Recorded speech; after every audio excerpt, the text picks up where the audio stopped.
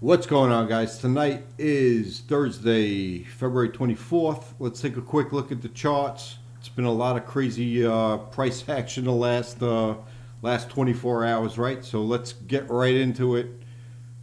All right, so this is, I'm not going to look at the other coins today. I just want to focus on Bitcoin. Bitcoin is still trading in the cloud, right? Got scary for a little while. We came all the way back down to the center of the descending channel, and if had we closed below here this week, I'd be calling, especially if we close below 36,000, I'd be looking for 30,000, and if we close below that, I'd be looking for 26,000 area. So the fact that we are back in the cloud today makes me feel a little bit more comfortable, just as it did back here. And I'd still be expecting to range within this candle right here, right? The 36,282 that we talked about the last video, and the 43,511. Right, as long as we're between there, depending on if we break 43.11 to the upside, I'd be looking for more upside. Break this, I'd be looking for more downside. As long as we're in here, I'm just expecting a range, especially as we're in the cloud. Right, flat span over here. Chico span and Tankerton are flat. So I'm just looking for ranging right here. Nothing special on the weekly right now. Let's look at the 3-day.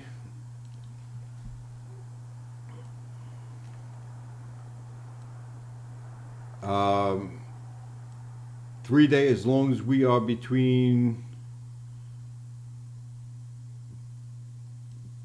this area and this area, I still see us just as a range. The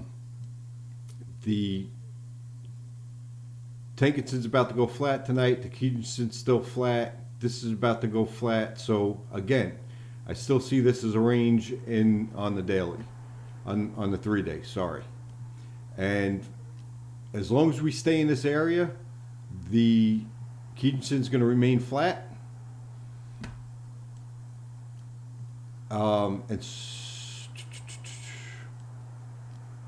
And if we break this area, then you'll start seeing the Keaton come further down on the 3-day. Now, the 3-day's not looking good, right? We broke the cloud, we came back, retested the Keaton, and we came back down. So let's look at the 1-day and see what we see on the 1-day and what we could expect. Right, we still have 1 day left on this, 2 days left on the 3-day. So a lot can happen in 3 days. All right, here's the deal. The daily, we broke below the cloud here, right? Kept on bouncing off the Keaton, then we broke through. Thought we were going to break the cloud here. We didn't. We got rejected. We took a small position here, 20,000 on 20%. So had you taken this trade, the right thing would have been to get rid of it right here at 39,000. If you held it still, I would have held it for a break of this. And if you break that, it's all over. I'd definitely get rid of that trade. But I still think, we have the possibility, especially with today's. I told you the other day we were getting the cross on the stochastic, so I expected a bounce. This could be the bounce, right? We could have came down, came back to the Keaton and Tankerton, and then more downside.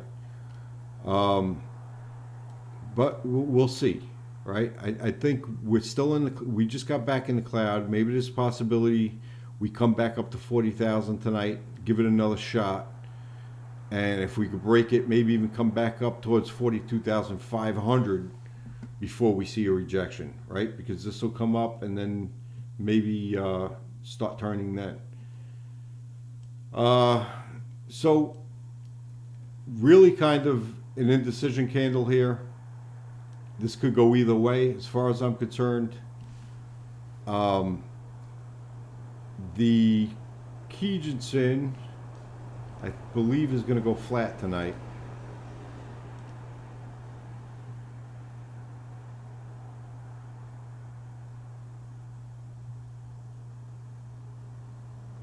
No, actually, the Kijinsen is going to remain to the downside as of right now, and so is the Tenkan-sen.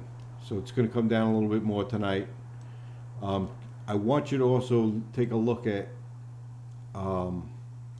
this right here. We just flipped bearish again, right? And that's what happened here on the uptrend, right? So we came up. The Tenkan-sen was acting as support, and that's what it does in a strong uptrend, right? That's showing you the momentum is really strong. And then as it slows, it comes and tests the Kijinsen as it loses its momentum. And as it did that, the cloud flipped bearish, right? So when it came back into the cloud and bounced off this cloud right here, that's what caused this bearish cloud right here. And then when we broke back above the cloud and went for another run, that's what caused this cloud to go bullish again. And then same thing, we came back, tested the bottom, which created the bearish cloud in the future. So same thing, now we're in a bear trend, right?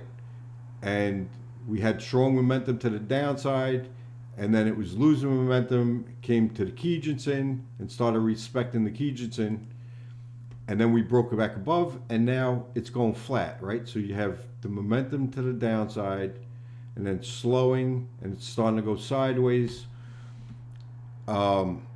So I expect a range over here as well, but keep in mind, this came up, bounced off of it, created that bullish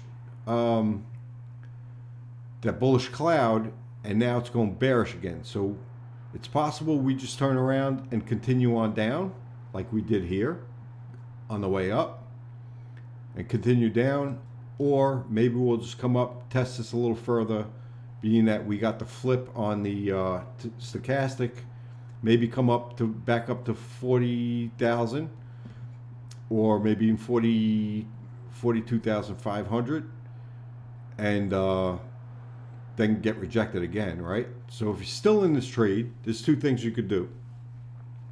If you think it's going to bounce off of here and come back down, you could, and you took the 20% position here, you could get out of some of your trade here, right? Which, so instead of being down, you'd roughly be down probably about $300 right now. You could get out here, you'd be down about $60, $50 on a $2,000 trade. Or if we break the cloud, and specifically break this area, 44,000, I'd be looking to actually add to my position, and put another 20%, maybe even 30% into the trade. Because at that point, not only will we be breaking back above our forecast lines, right? I said if we break above this within the next 26 candles, that would be my signal to go long again. But we'd also be breaking out of this descending channel too, and we'd also be breaking back above the cloud. So right now, I'm still leaning bearish. I do think we'll have a little bit more relief, but ultimately I think there's a very good possibility we get rejected here and come back down. So that's where I stand on the daily. Because of what's going on, I'm not even going to go down to the lower time frames right now. I think we should just stick with the higher term time frames and see what plays out.